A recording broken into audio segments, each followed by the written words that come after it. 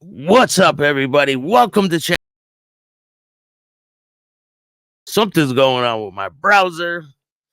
I appreciate everyone taking the time to watch this show. We got a funny one for you guys. Hope everyone's having a great day.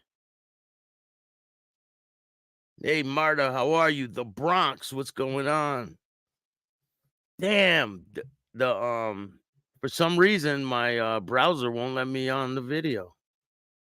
I don't know what's going on here. But I got a funny video for you guys today. We're still going to get it done. You already know. We're going to do what we can with what we got.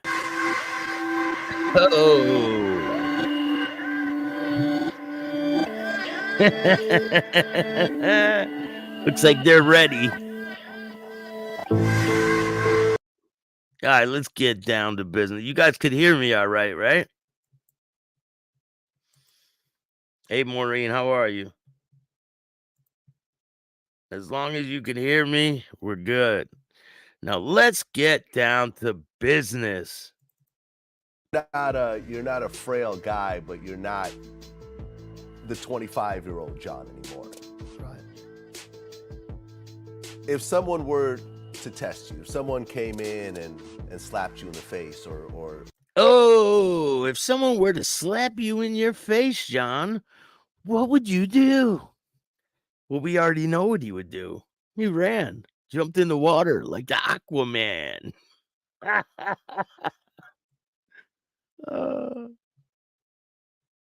or disrespected you in a certain type of way, how would you react these days?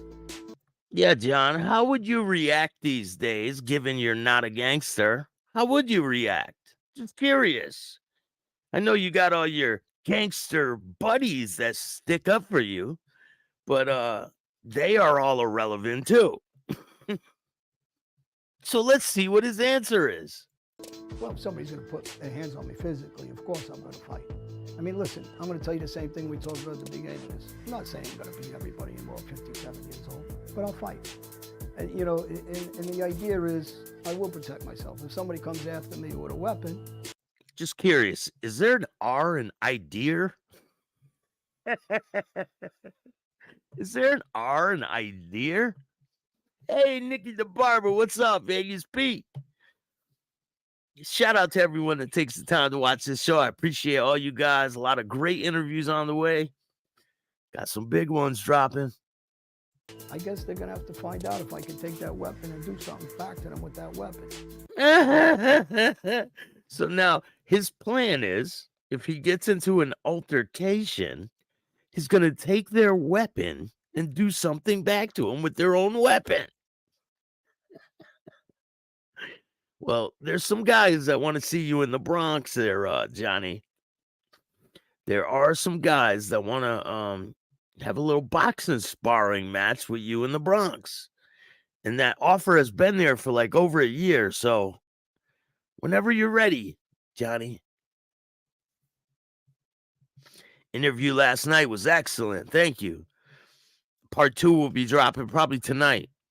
But I do have a lot of great interviews with some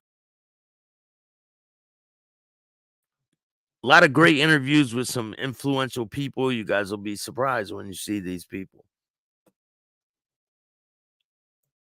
If somebody tries to hurt me, to kill me, I'm going to protect myself and try to take their life. Ooh, it's going to try to take their life. Like the 30 guys you killed, John? Is that what you're going to do? All right, let's hear about, check this out. 3 guys on your property? They come to kill me, 5 guys. Pete Gotti knew about it, Junior. They didn't make a move to come with me. I had the underground bell system, and I drove to the house. I shot it out with a couple of them. I believe I killed 2 or 3 of them. He believes he killed 2 or 3. He doesn't know. Gianni, what's going on? Everett, how are you? I don't know what's going on with this browser. It won't let me on video for some reason. But we're still going to get it done. So he killed 2 or 3 guys. He doesn't know how many.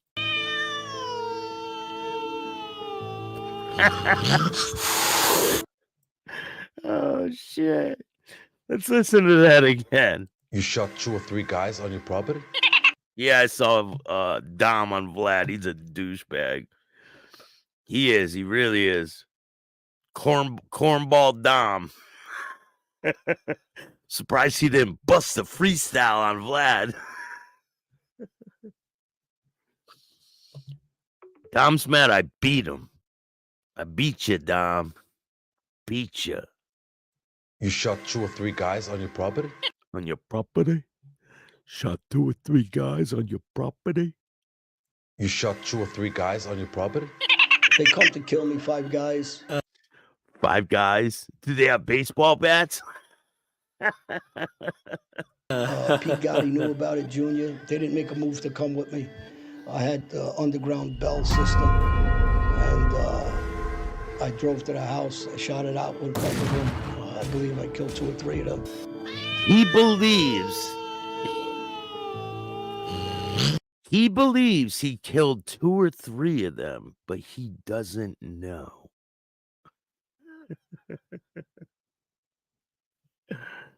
Oh man. Where are the bodies, John? Give us some more information so we can verify that story. Bullshit story you told. But I'm not going out looking for that anymore. Those days are gone. Because before, if somebody would have talked about me or even murmured hurting me or trying to kill me or something. Yeah, you get your fucking ass kicked. That's why you ain't gonna approach it no more. I would be the first guy through their door. And anybody that knows me knows I went through a lot of people's doors. And I don't care if they got guns in the house. I don't care if there's 10 guys. He don't care if they got guns in the house or there's 10 guys. He's coming through the front door.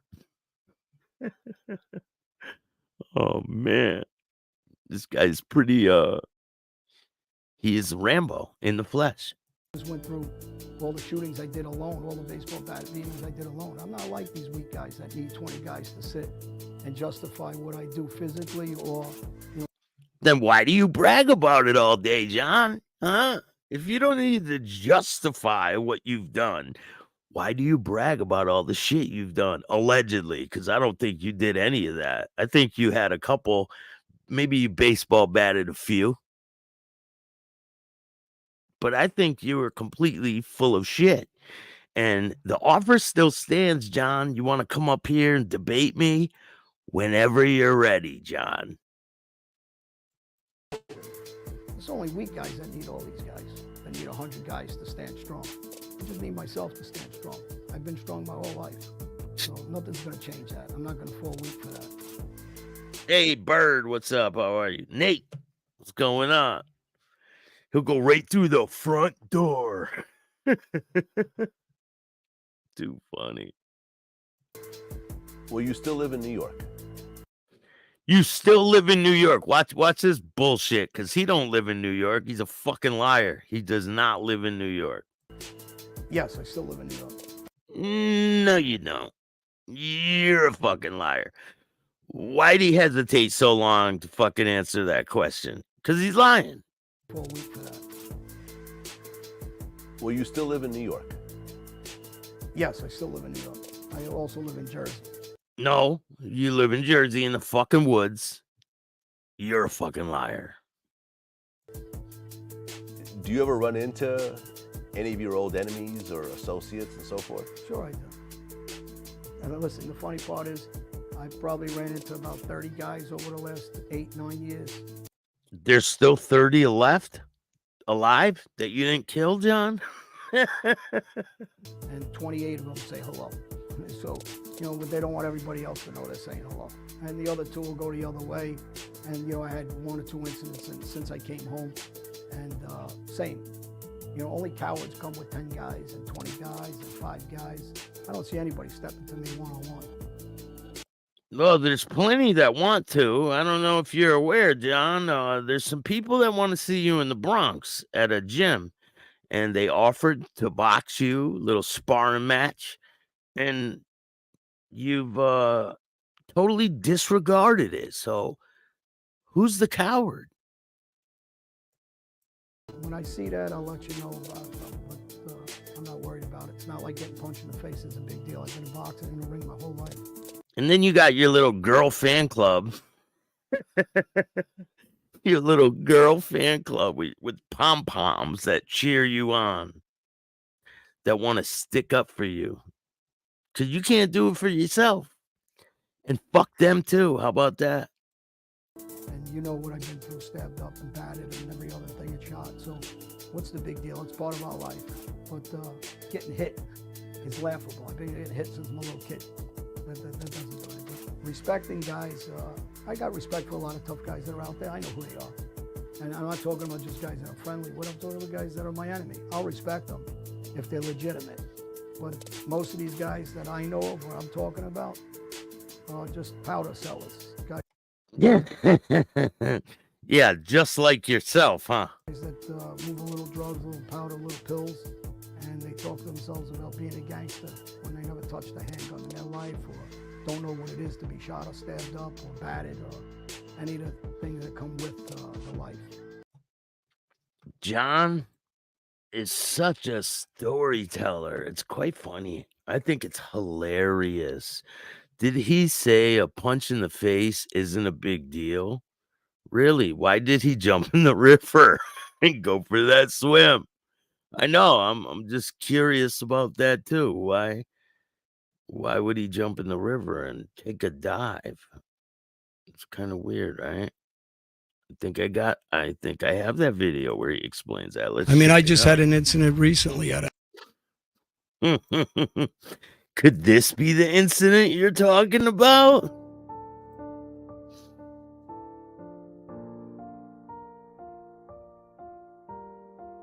a club. I had a couple of drinks. I was by myself. I was in an industrial area. And you have guys that are Albanian trying to help, but they're weak guys. Yeah. What? Listen, Albanians are far from weak, especially the guys who didn't cooperate like you. You wanted to be Italian your whole life. Now you're calling Albanians weak? Come on, John. Not very bright. Yeah. I mean, a guy took a shot at me, went to punch. You know, he hit me, he punched me on the blind side. First of all, the kid can't even hit. I mean, he should be able to knock me out. And, you know, he didn't move me. And, you know, the next thing is somebody said to me, well, why didn't I go outside and finish fighting? And they showed up with 8 or 10 guys or whatever. Yeah. I thought you said you didn't care if it was 10 guys. You'd walk right through the front of the door, even if they had guns. So now it's a different story, huh? He got his teeth knocked out in by a Brazilian prison guard in jail for talking back. I'm sure he did. So I said I didn't have my Superman cape on that day. So I took a dive into the water and, you know, I said I had my Aquaman suit on. So I made a joke of I came in the club. I'm going to walk out the club. Right. You caught me off guard a little bit because I don't really drink and get sloppy. I was drinking. I was alone. Wait, did he just say, did you hear what he just said? I came in the club. I'm leaving the club. But he jumped in the water. So I don't understand. This guy is a walking contradiction. It's pretty crazy. Guys know I walk around, I do whatever I feel like doing. I'm really not worried about getting hit. Right. I'm a boxer. I mean, it's almost laughable to get punched. So what? You're in a ring getting hit 40, 50 times a day. All right, you heard that, right? He's a boxer. So let's see his boxing skills. You guys want to see him? Who wants to see his boxing skills?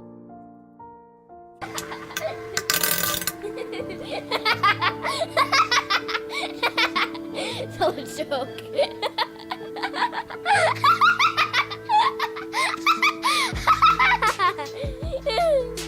Do another joke. Do another one to make me laugh. Ooh, deadly combo there, John.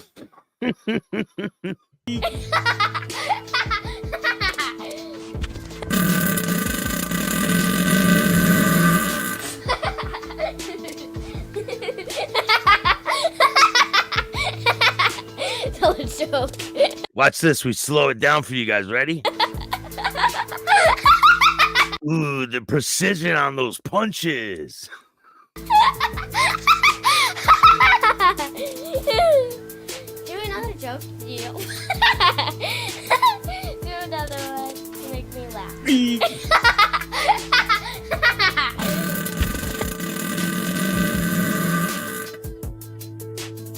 I never got another caught joke. with a drug. I never got caught with a bullet. I never got caught with marijuana, a joint. Cooperator, and I was a rat. Oh, he admitted it. Cooperator, and he was a rat. So what do you guys think's gonna happen? Do you think that John Gotti Jr. eventually is gonna bring up John A. Light? Because he didn't really mention him in the first interview. Hey, I got the picture of him with his teeth knocked out right here. Right there. I think he was opening up some Coke bottles for the prison guards in Brazil. They were using his fucking face as a bottle opener. Pretty sure. So this guy tells such outlandish stories. I'm going to show you one where he says, so everyone's seen the one where he says that his father brought him up to be a trained killer.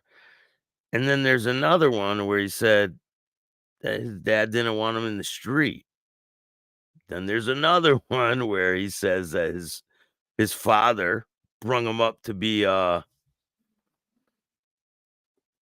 professional ball player. This guy just can't get his fucking story straight.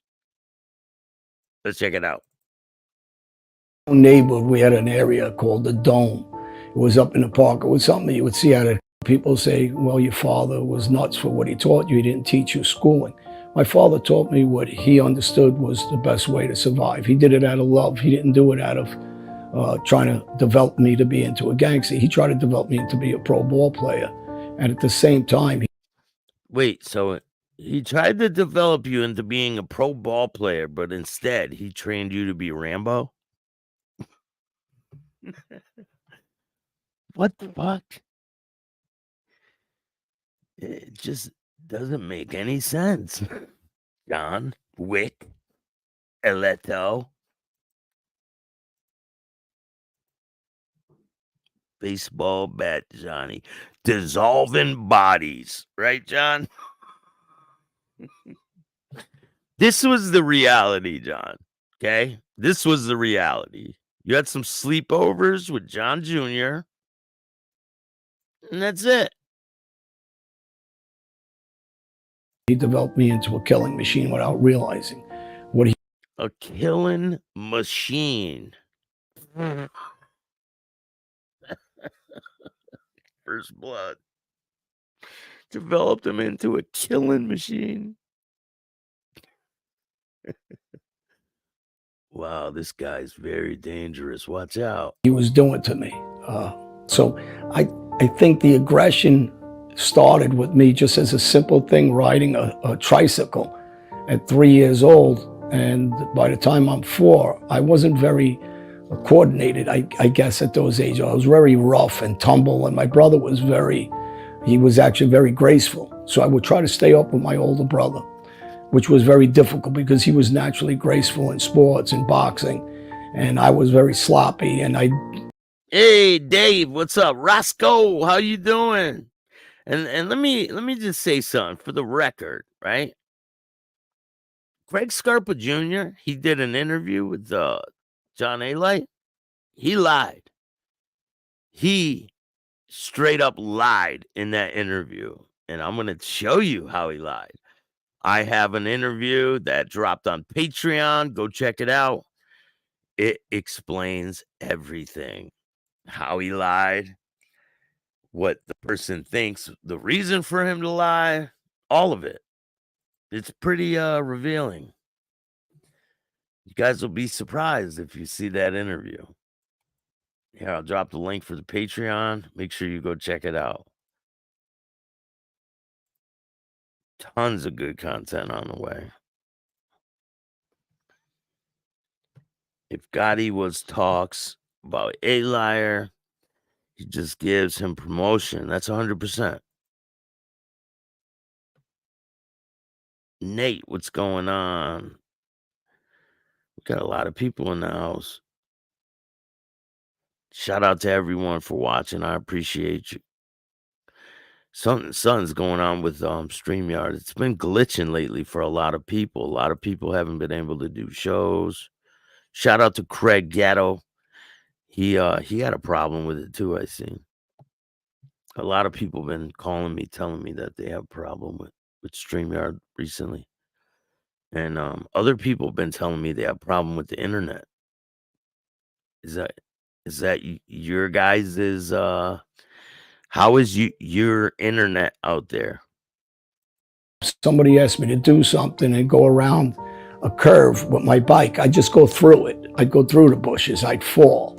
And people would cringe, my aunts, my grandmother, and they would say, Johnny, stop riding that bicycle. And instead, I'd just keep getting up and getting on the bike, and I'd be all bruised up. I'd be bleeding everywhere. And my mother would plead with me, just don't ride a bike. You don't have to do what Jimmy does, your brother. Just do your own thing. So didn't A-Light make his brother Jimmy give him handies back in the day? Mom, these tendies are getting killed. Oh, man. I was used to that blood. Jimmy Cheeks, right? They call him Cheeks because he has fucking implants in his fucking face. He's got cheek implants. Tell me how weird is that? Like, who gets cheek implants? Very odd.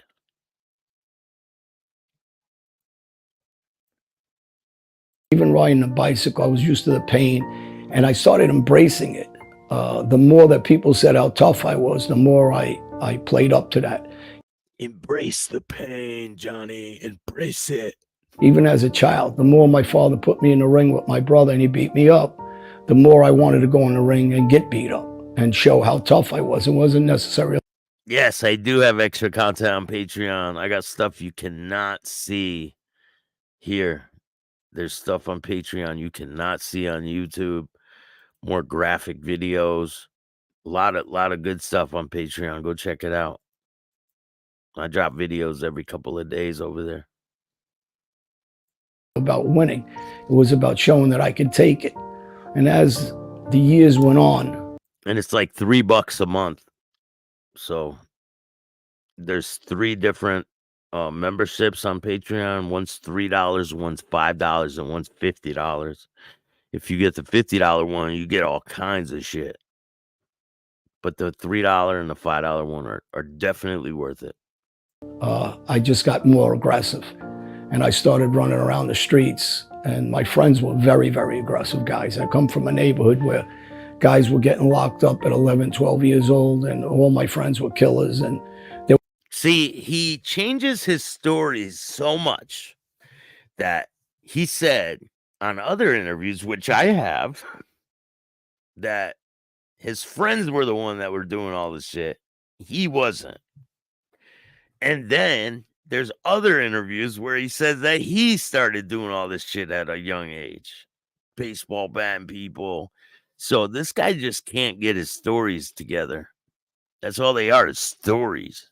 They were shooting guys, stabbing guys. They were in reform schools. They were in juvie, Spofford, drug rehabs at young ages. My friends were on a David Susskind show at 12 years old for violence and drugs. I wasn't really to that level at that time. So it was surprising. See, he wasn't at that level at that time. Watch it change. For people to see as I kept aging that I was getting more and more violent, and I started slowly passing my friends as far as becoming that person that people really didn't think I was. But what they didn't see was the training that went behind it. At 3 years old, my father would have me down the basement doing 5 push-ups. All right, you guys ready for this shit? You can't make this up. Like, you can't make this up. Listen close. At 5 years old, I was down a basement doing 25 and 30 push-ups a set. At 5 years old, I was running a couple miles. I'd go to the track with my father, and I'd have to follow him while he was. Who believes this shit? Huh? 5 years old, he's doing 30 push-ups. Anyone believe this shit? How tough I was. It wasn't necessarily about winning. It was about showing that I could take it. And as the years went on, I just got more aggressive. And I started running around the streets. And my friends were very, very aggressive guys. I come from a neighborhood where guys were getting locked up at 11, 12 years old, and all my friends were killers. And they were shooting guys, stabbing guys. They were in reform schools. They were in juvie, Spofford, drug rehabs at young ages. My friends were on a David Susskind show at 12 years old for violence and drugs. All right, listen close, because this gets pretty cringy.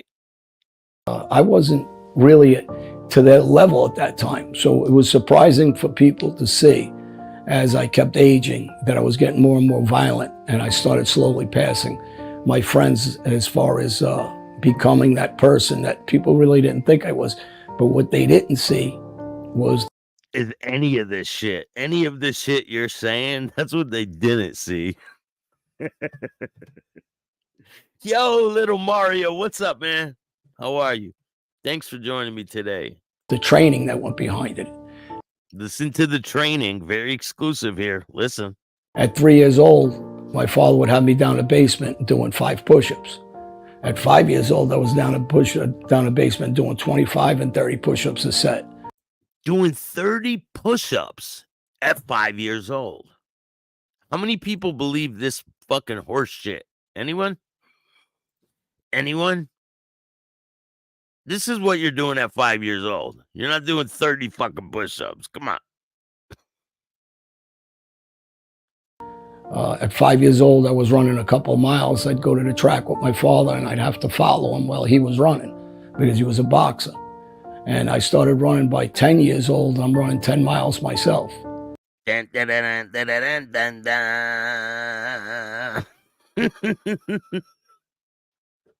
dun. Where can I find that jail?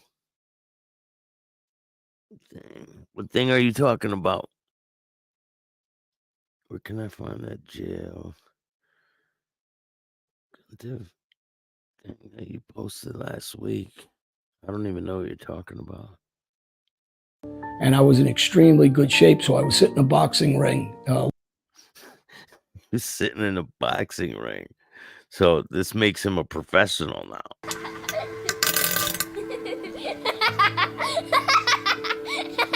Hey, Bambi, how are you? 2022 NYC. Thanks for joining me this morning. Pavel, what's up? Do another joke. Yeah. Shout out to the Pink Panthers. We got some big things coming. Do another one to make me laugh. Yeah, 7, he was pulling apart and reassembling his AK-47 blindfolded. Hey, Joey. Thank you. I appreciate your comment. I do got something better to do. Watch. You're about to find out. Ready? You want to find out? Right here.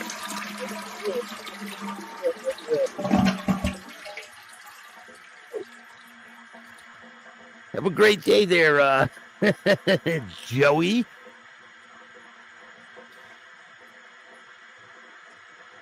Damn, Sonny's not here to jiggle the handle.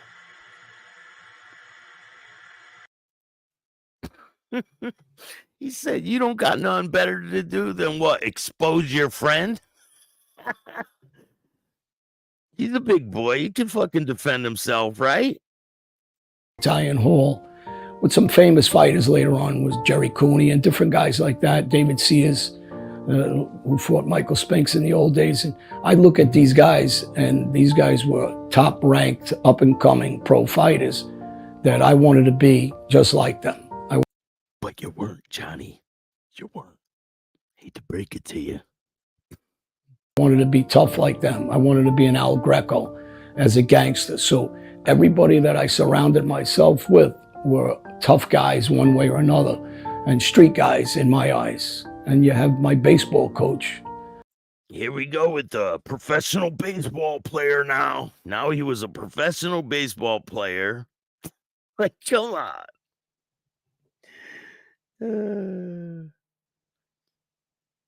Just did a show on It Was Sunny. I'm gonna have to look back, Who was man. Fat Andy Ruggiano's son. I do so many interviews. I do like 5 a day. I don't remember what I did 5 minutes ago. I'll check though. Sons. Fat Andy Ruggiano was a captain, the boss of our neighborhood that was part of Murder Inc. And look, No, he wasn't part of Murder Inc. Do you see how he tries to, like, he uses all these other people that aren't even alive anymore. He uses their names to try to like boost his, I don't know. It's just very weird. Oh, you're talking about the jail thing where they put you in that thing and they scan your brain and they make it like, yeah, I remember what you're talking about with the jail thing.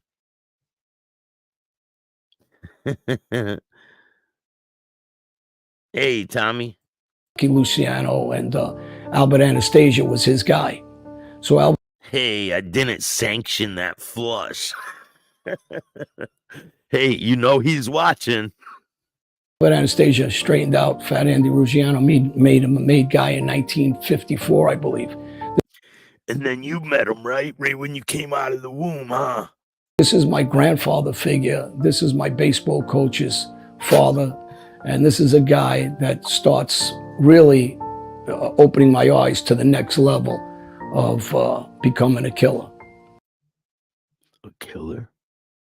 Did he say killer? So I guess. He's fucking fishing for some stories right here. He's like, let me, it was a Gambino family hitman. I slept over at John's house about 4 times.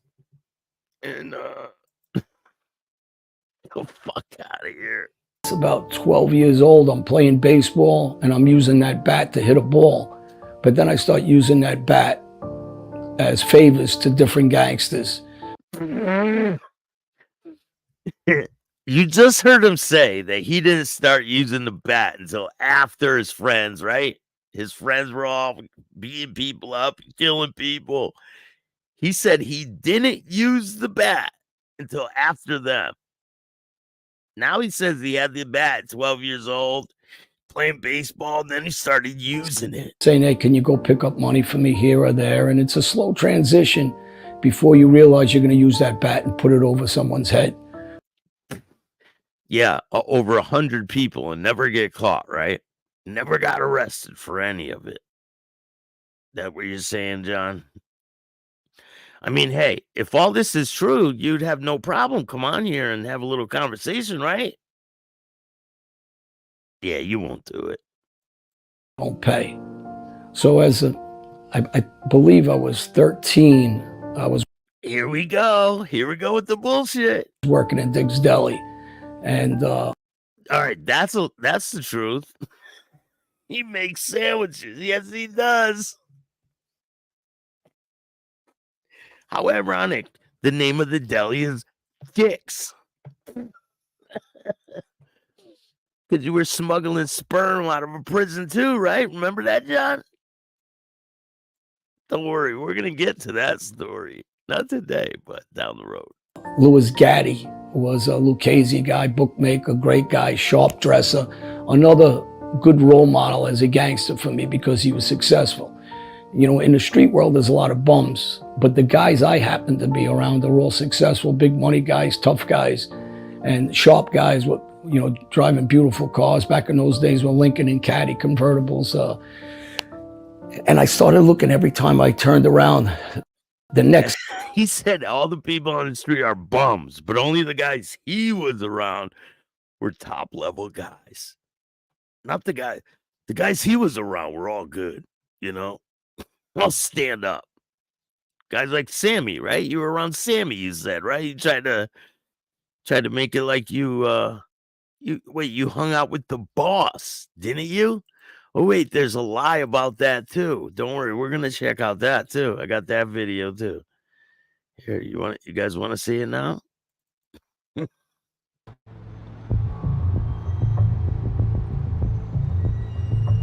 I was being asked to be John Gotti's hitman. Oh my God!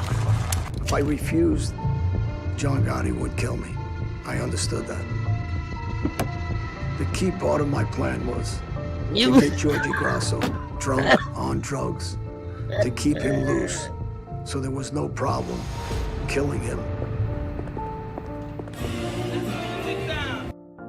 I'm at the bar. He's at the bar. He tells Georgie Grasso, listen, Georgie, you're gonna take a ride with us. Well, I'm gonna leave early. I'm gonna just have one shot. It ain't gonna kill you. Have a shot. It ain't gonna kill you, but I am. I got him. I got him. Once It ain't gonna kill you, Georgie. Get in the car. and I tell Georgie, go shotgun. I sit right behind Georgie Grasso's seat because from there, I'm gonna choose where I think is comfortable to shoot him in the head. This is the same story that fucking Sammy had with the other guy. Does anybody remember that story? Ego problem?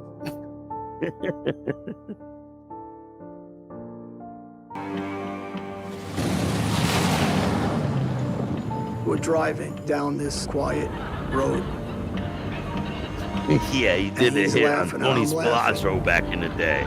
As we're having that banter, somewhere in the back He was of your 6 conscience years is old. saying, am I gonna do this really? Am I gonna take this guy's life? That's exactly what Sammy said when he did that interview, right?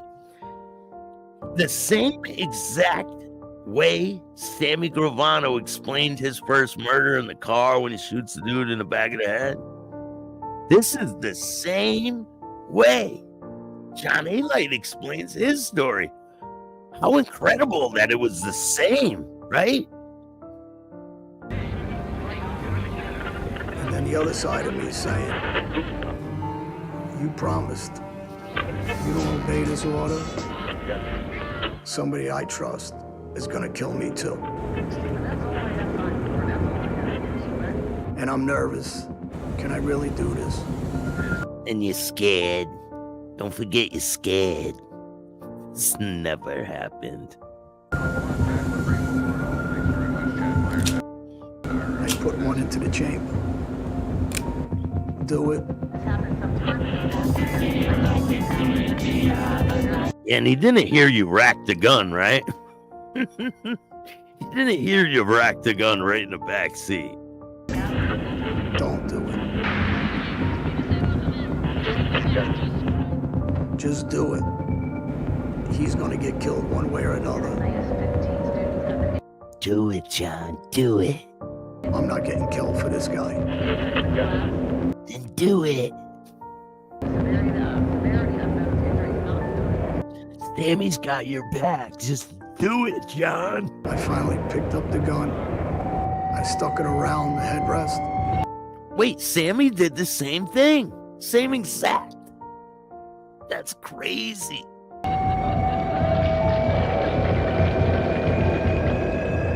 And I just...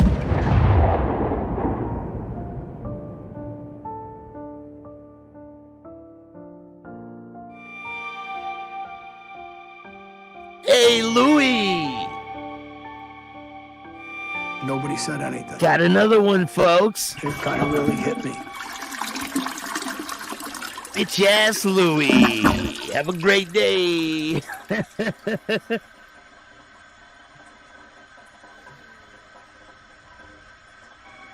Wow, this guy's gone. Wow, really killed this guy. guy's really dead.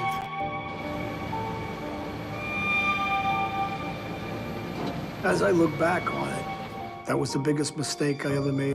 Hey, where'd Louie go? Louie! Louie! Where'd you go, Louie?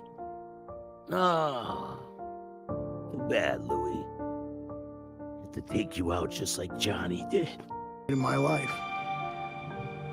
You just killed yourself with that bullet, although you're not in the ground. You just destroyed your life. Another thing, Louis, you won't do nothing. I will be in New York City next week. I'll be going live from Manhattan.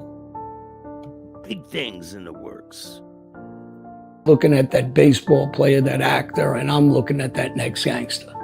And that next gangster is always opening my eyes to a future in the street. Not a petty street guy, but a guy that understood, hey, you can get out of this hood, but you have to be intelligent. You can get out of this hood, John, but you gotta be intelligent and not be around all the druggies and the flunkies of the world. So you were never around any of those types of people, huh, John? You're just around top level guys. So hold on, there's a story. John, please. There's a story I wanted to show you guys. You could be a killer or a tough guy, but you have to be intelligent. Any dummy can go put a bat across somebody's head, but you got to know when to do it. You got to know how to get away with it, and you have to have the balls to be able to do it alone, not with 10 guys and 5 guys. So we get some 911 texts on our beepers back in the... Wait, did he just say you got to do it alone? But he was just with a car full of people, right? So I don't get it. Very odd.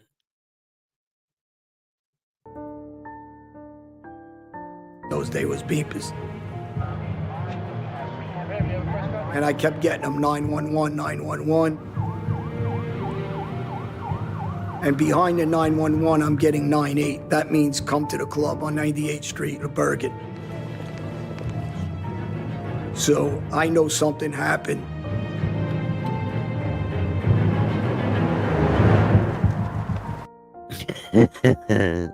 This is too funny.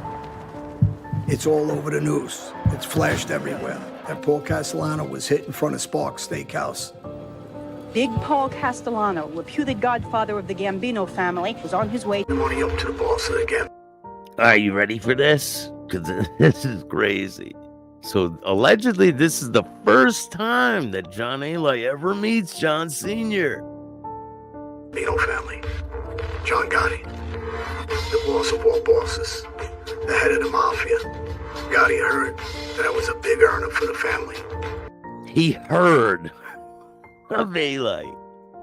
We got a big earner from the family, John. We're gonna bring him in, all right? This is the first time you're gonna meet him, but we're gonna take him in. And now he wanted to see me. I knew this was it for me. I was moving up the ladder to the top. I knew I couldn't get any higher than John Gotti. This was my time. All right, so allegedly, this is the first time he ever met John Gotti, right? Senior. This is the first time. So listen to what John Gotti allegedly says to Aletto. Listen to this, because it's...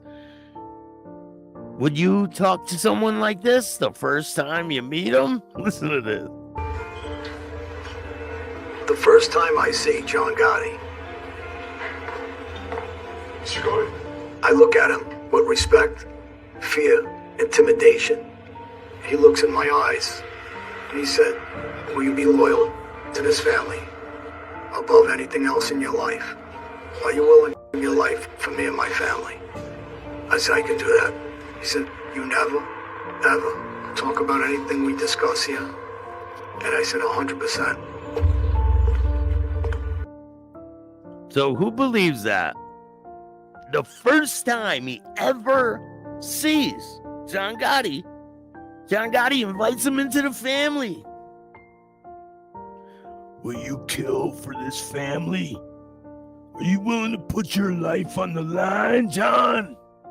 I could do that. Understanding going with 3 and 4 and 5 guys, that was a coward's move. But if you can go by yourself and do things. Wait. it was a coward's move. You were just in the car with like 5 guys. John, remember this? Just do it. You weren't in the car by yourself. Be very successful in this life. If you have one good friend, you can basically control the neighborhood. But you need to be very violent. You have to be very slick.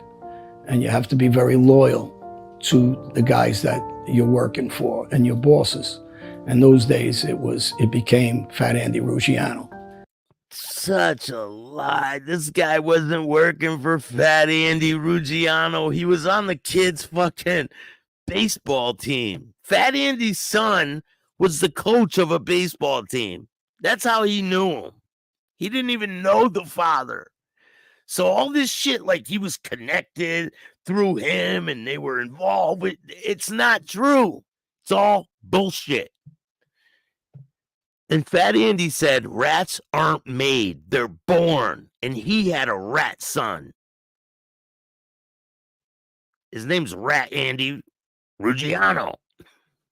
And his children were my mentors, I guess, in the next level of the Rat Anthony Ruggiano. He's another one. mob. So the problem with anything is when you get used to blood, when you get used to pain. He had a bag of burning shit in his hand. That's how he got made. Bag of burning dog shit. When you get used to a simple thing of putting a bat across someone's head, and there is no feeling about it, because I'm used to being hurt. I'm used to bleeding. I'm used to having broken bones. I'm used to having a broken arm and taking my cast off and playing baseball because I was trained for this. So you're not used to breaking bones. You're used to getting bones broken, huh, John? That what you're saying? All right, we got a little bit of truth here. To ignore the pain. So when I'm hitting somebody else, I don't think I'm really understanding at that age. They're not used to this. They didn't sign up for this like I was brought up as a kid to become a killer. They were just regular people that went in a little over their head. They weren't training for this. They didn't expect to get a bat across their head because they were degenerate gamblers. They weren't 5 years old doing 30 push-ups, right, John? 30 push-ups at 5 years. Go tell a 5-year-old right now to go do 30 push-ups. Tell them to do 1. See how many you get out of them. Somebody that doesn't pay, or they're a con artist, they always think they're not going to be the victim. And I was trained to make the next guy the victim. So when most people are talking, they really aren't going to take it to that level. You'll hear a guy say, well, I'll put a bat across his head. It sounds good in front of a group of people, but they're not really going to do it. And as a young guy, I happened to be around guys like Al Greco. When he said he's going to put a bat across your head, he was doing it. Yeah, and you took his stories and you ran with them. Hey, Jeff, what's up, man? Thanks for joining me this morning. I think that's what John did a lot of the times. I think he takes other people's stories. He's seen a lot of violence in the street, probably. But he wasn't the one committing it. I believe he takes other people's stories and he uses them as his own. Because a lot of these people aren't around anymore. Doug, how are you? He batted so many people, he actually got entered into the Baseball Hall of Fame. Oh, man. Yes, he's an imposter. Straight up poser. 90% of these guys aren't about that, really. People don't understand that. They think, but you got a handful of these guys like Aaron, what's up? Roy DeMeo's of the gangster world, or Fat Andy. This guy tried to say Tommy Karate ain't nothing. Yeah, Tommy Karate was a stand-up guy. I think A-Light was a coke dealer and used way too much of his own supply. Hall of Fame, even. Murder Inc. and Albert Anastasia. These guys were real gangsters. These are real killers. These guys. Yeah, they were. You weren't. This guy lives off of fucking fallacies and fucking fantasies. This guy is Rambo in the flesh. When this was the truth, John, the fuck out of here. Remember? And you tried to talk to Sammy Gravano one time, and Gotti Sr. said, "Don't fucking talk to him. The fuck is wrong with you?" Think he gave you a half crack, too. Right in the mouth. Guys that were very quiet, didn't say much, but their reaction and their action was violence. So as I started adapting to all my teachers, because that's really what they are, they're professors of a world that, especially back in the day, was very low key and quiet. Real gangsters don't talk, Don. So if any of this was fucking true, you got a lot of people fooled, John. Because if any of this was true, your ass would be in prison. You shot this one, you killed this one, you went into a club and shot this guy, sat down, had a drink, shot the bartender. Like, so much bullshit. See right through your bullshit. Remember, the invitation's always there, John. You can come on here and confront me if you think I'm telling bullshit stories like you do. Like, I'm down for a debate. Shit, we could do it in person. I'll meet you in the Bronx. Except for the violent part. They taught me in those days to be very aggressive with your violence. And sometimes they taught me aggressive. to do it Be aggressive. Be aggressive.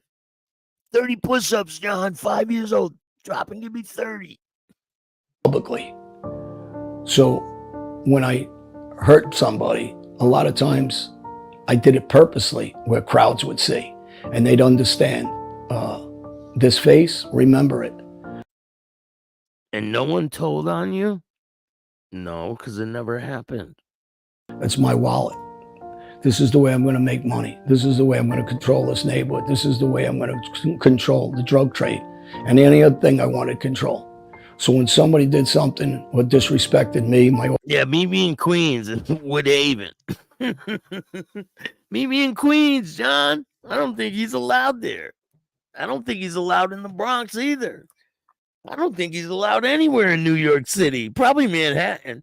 Probably Grand Central, like Dominic does. It's his city, because he's still gangster at heart. Remember that one? Too funny. These guys are out of their minds. organization, my guys, I was very violent. I would be swift about it. I walk into a nightclub and example, I walked into a nightclub called Kickers on Metropolitan Avenue. Here we go. Back in the 80s. And we warned the bouncers that from now on, you guys are going to be unionized. There is no more going to work without going through us. All right, so listen to this. This is a straight up fallacy story. Now, I did some research, and there were 2 shootings around this time that he's talking about. But guess who was shot? Some girls. Some girls were shot. And then there was another shooting where some high school kids were shot. So either he shot and killed this girl and shot a couple other girls, or he shot these high school kids. But there's no way he went in there and started shooting bouncers and all that, and the cops pulled up and he pointed at the club. They're in there still, and the cops ran right by him when he had a smoking gun on his hip. Come on. Let's hear this story. Work on Friday, you're going to get hurt. You're going to get shot. And I guess, on their behalf, people talk, so they didn't take it serious, I guess. They don't understand the mob world. They didn't understand me. They didn't know me the way I know me, obviously. They didn't know me like I know me, so they took me as a chump. Because this never happened, John. Either you shot those young girls, or you shot the high school kids. Either or. But you definitely didn't shoot no damn bouncers. Thanks for joining me this morning, John. And they didn't think that they just thought I was just another gangster, I guess, talking and giving an order. And they believed that their guy would protect them. And I warned the guy, when I shoot you, when I hurt you, if you come to work, it doesn't matter what your guy says. You're already shot, you're already hurt, you're already killed. You're already killed, so, I shot him and killed him, but he lived. He said that. He said he killed someone, but they lived. How does that work? Don't go to work. So I get a phone call, and I'm home sleeping, and I hear they're all at work. It's Friday night, the music's pumping, everybody's drinking, and I call my buddy, and I said to him, come pick me up. He said, what are you gonna do? I said, don't worry, just come pick me up. He picks me up, it's midnight, about that. We get in the car, I load up a couple of guns, I got 2 guns. I used to like to take a revolver always. I didn't like automatics because an automatic jammed on me once before. So I always had that belief that the automatic. All right, so listen, you hear what he just said, right? He just said he liked to take a revolver. So listen close. There could be a problem. Make sure you carry 2 guns. He picks me up. It's midnight, about that. We get in the car. I load up a couple of guns. I got 2 guns. I used to like to take a revolver always. I didn't like automatics because an automatic jammed on me once before. So now listen, that's a very important thing to remember, that detail, right? Remember what he just said. All right, listen. I always had that belief that the automatic, there could be a problem. Make sure you carry 2 guns. I actually carried 3. I would carry an automatic, so I had the extra shots. I'd carry a revolver, and I would carry a 2-shot Derringer. He just said he didn't like to carry an automatic. Then he said, I had an automatic. Get the fuck out of here. Jock strap, in case I run out of anything, I have something left that people don't know I have on me. He had it shoved right up his rectum. And we get in the car, we pull up, I tell him to circle the block. There's a gas station around the corner from Kickers. And the club changed names several times. They had a couple different names, but the same owners and the people, and they were around gangsters also, they were mobsters. I pull up, I tell him, just stay in the parking lot. And he's a big guy, tough guy, Irish guy. And he says to me, no, I'm gonna come with you. I said, I don't need you. So when we pull up to the bar, one of the head managers is there. And as soon as I see him, I says, come here. Listen to this Rambo shit. And he goes, John, he's trying to talk. And my guy, without asking me, went to swing at him. But when he went to swing at him, I already shot him in the stomach. And so he looks at me with like a half smile. He goes, oh, I thought I had him with a right hand. And, people don't understand there's a dry sense of humor what we do because we do it all the time. So they're laughing with each other as he shoots them. This is not something that we do once in a while. In my case, I did it on a regular basis. After I shot him, one of the bouncers came out to react to the shooting, not realizing he's going to get shot. Hey, James, what's up, man? Listen to this. It gets more Rambo-y. And him, I just hip shot. I believe I shot him in the right or left. It doesn't matter. I hit him in one of the sides of his hip, and then he went down. I shot him in the leg. It doesn't matter. Doesn't matter where I shot him, So that's 2 people, right? He shot him on the way into the club. That's not true, though, because some girls got shot in a club around this time. They were like high school kids, too. And then I continued, and I went inside the bar. and I found 2 other guys that I warned not to come in. One was some sort of manager, and he went to hit me, and my guy went to hit him, and then I shot him. All right, that's number 3, right? And after I finished with him, I looked for one of the owners who went up the back and jumped out a side window. And then I caught the 4th guy by the back door, and I shot him. So there's 4 people laying on the ground, bleeding, right? The owner jumps out of a window and runs away. But he don't go and call the cops, and the cops don't come and arrest him, right? So listen to what he says. This is pretty gangster, John. I gotta give it to you. I think he got shot up in the chest area somewhere, and then when he went down, I shot him again. So he shot him in the chest. He doesn't really remember, but he's got 3 other people bleeding on the ground. This is allegedly in Queens. So at Kickers nightclub. So I did some research. I looked up shootings around that time, and there was 2 shootings. One of them was a girl got killed at a club. They never found the person that did it. And then another shooting that happened. A bunch of high school kids were shot at a club. And that's the only 2 shootings that I could find. So either he shot them, or this whole story is full of shit. Stats, you think if John Sr. knew he did this shit, he would have whacked him so fast for being associated with the Gambinos? One jumping out a window that led him to 17 dead and 59 wounded, right? Insane.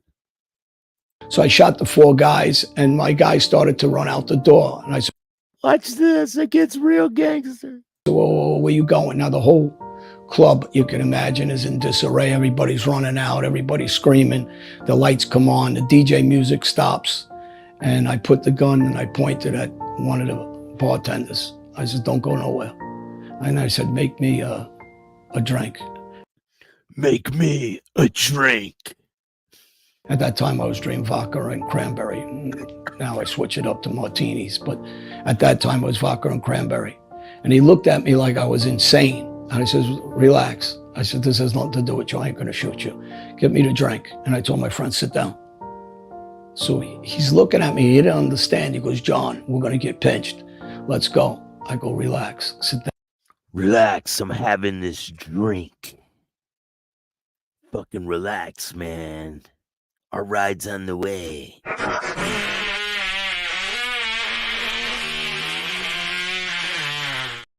What a Uber? Now, I says, I got to make a statement here. And I wanted them to know that I came there and I'm not worried about anybody, not even law enforcement. And I had that drink and I says, okay. And I didn't. So he took his time having that drink. Watch. Gulp it. I sipped it. I stayed. I sipped the fucking drink while there's 4 bleeding people on the ground. People ran out of the club, and he just sat there and sipped his drink. He's got his 3 guns on him, right? We walked out the door. I put the gun back under my shirt. And as we come there, the police are all pulling up. And you got probably 10 police cars there, ambulance, fire engines, EM. Now, 10 police cars come pulling up, and they don't stop him, right? They let him walk right by. They open up like the Red Sea. They all stand to the side, and he just walks right by them, right? He wants you to believe this shit. Mess, everybody's there. And as we're walking out, we just point inside, like the shooters are still inside. Nobody did nothing to us. We went around the corner, we got in our car, and we went back to our social club in Ozone Park. Wow. How many people believe that story?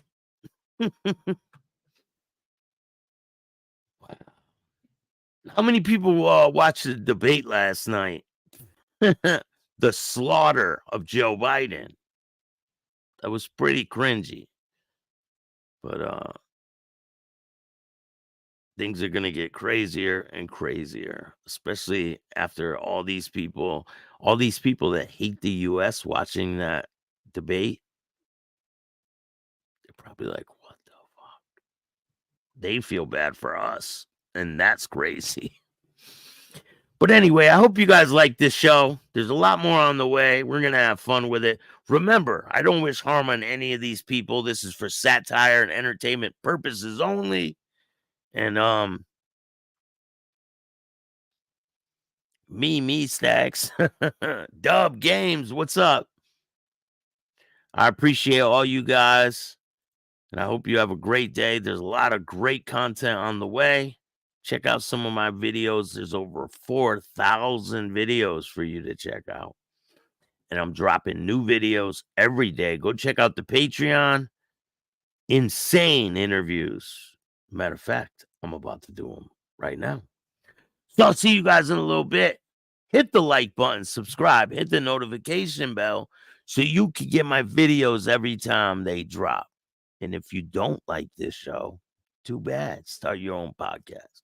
Peace. And all new at 5, a major organized crime bust. 23 people under arrest now, accused of stealing guns and cash. Today, police revealed 4 organized crime groups are wreaking havoc. From aggravated robbery to kidnapping, burglary, and more. Let's take a look at this. New pictures from court documents in this case. These are a few of the people who have been charged. And investigators say the money, tens of thousands of dollars, is all stolen.